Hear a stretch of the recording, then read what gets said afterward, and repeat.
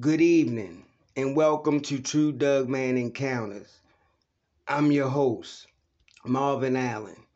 If you or anybody that you've known have had a sighting and would like for me to share it on my channel, then please contact me. I would love to hear from you.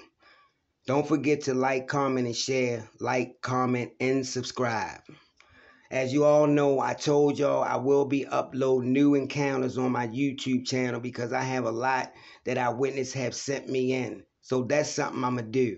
Don't forget, I do have a Facebook page called True Encounters with Marvin Allen and the Doug Pack. That's DUG.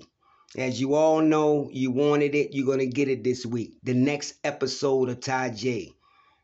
It's time that I put the next one out there because her story is so amazing. And I'm grateful that she took her time out to give it to me. Out of all the podcasters out there and hosts, she chose me to tell her story. And I'm so grateful. Anonymity means a lot, and I'm going to stick by that 100%. I stick to my guns. So without further ado, let's jump right into this encounter.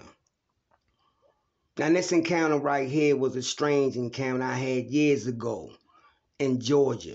Now, mind you, I only told my brother and my wife about this encounter, and it took place over 40 years. So here it is. It was the fall of 1978, deer season in particular. I live near a very small town called Sutchie, Georgia. It only has a population at the time of around 1,000 people. It's in the southeast end of the Chattahoochee National Forest. I'm an avid hunter, and I was hunting on public land in the National Forest just up the road from Sutchie's in an area called Cooper's Creek. I had scouted out the area during the summer, so late July, early August, I knew where all the game trails were. I knew where water was located, which happens to be a small creek known as Bryant Creek. And I knew where all the ridges and gaps were. I've hunted in and around this area for years and was very familiar with the area. Well, when I finally located a good spot, or at least a spot I thought would give me a good chance at a large buck, I set up my lock of tree stand in a tree about 12 feet off the ground. I trimmed the branches so it will give me some shooting lanes, and basically was all set for deer season. Oh, I was hunting with a 12 gauge shotgun rifle. Hunting is not allowed in the area.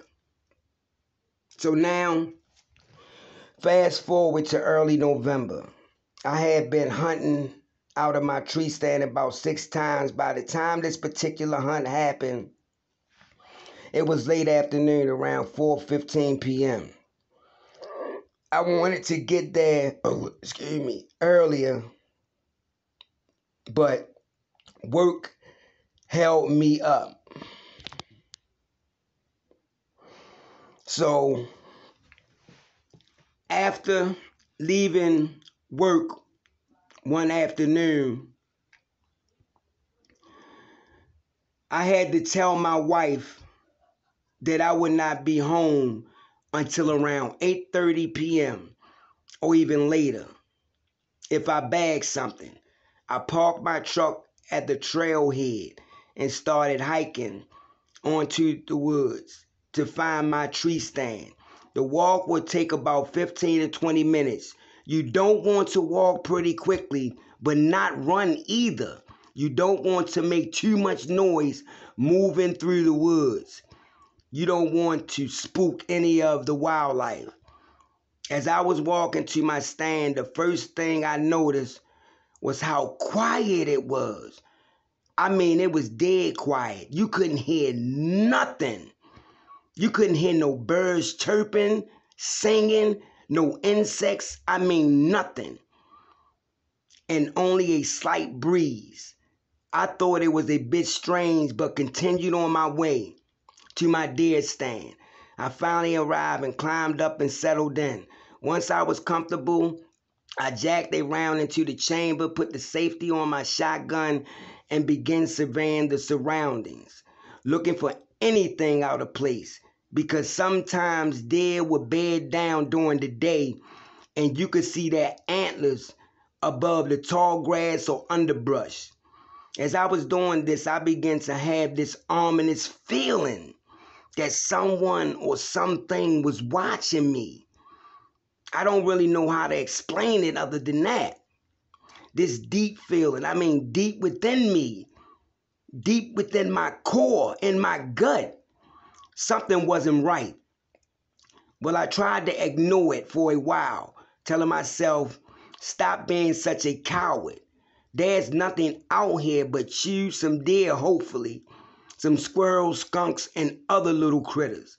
As time passed, the feeling only intensified. I kept looking at my watch, wondering how much time I had left until dusk. I said to myself, should I leave earlier or should I stay? Well, of course I wanted to stay because I wanted to try to bag a huge deer. And that was probably only moments away. As I was sitting there arguing with myself, I caught movement to my right side in the trees. I slowly turned my head, began looking through the tree canopy, and that's when I saw it. This is the part that still gives me chills, even saying it now. It freaks me out because I honestly don't know what I saw. As I was staring into the trees, I saw what looked like a large bodybuilder, but completely blurry moving throughout the trees. I could clearly see the outline of the figure, but the rest were blurry, like I couldn't focus on it. It looked like a clear, gelatinous blob, but in the shape of a human, a large human. And whenever it would stop, I completely lost sight of it. It blended into its background perfectly. I just watched it for what seemed like an eternity, but in actuality, it was more like 15 minutes. It moved through the trees effortlessly, like a monkey or squirrel. It never really looked at me while I was watching it. Maybe it was before, and that's why I got the feeling someone or something was watching me. So I waited for another 30 minutes. It was getting dark now, and I slowly climbed out of my stand. Once I hit the solid ground, I wasted no time.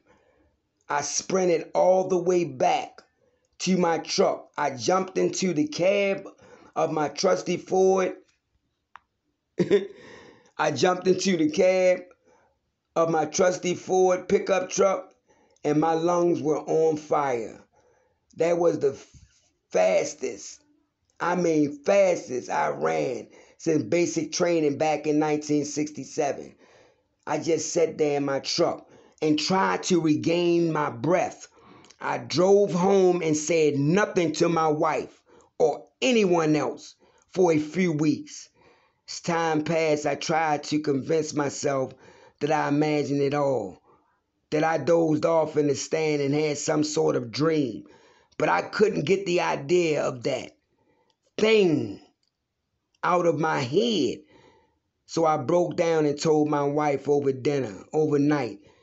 She listened and said it was probably my imagination, which I knew it wasn't.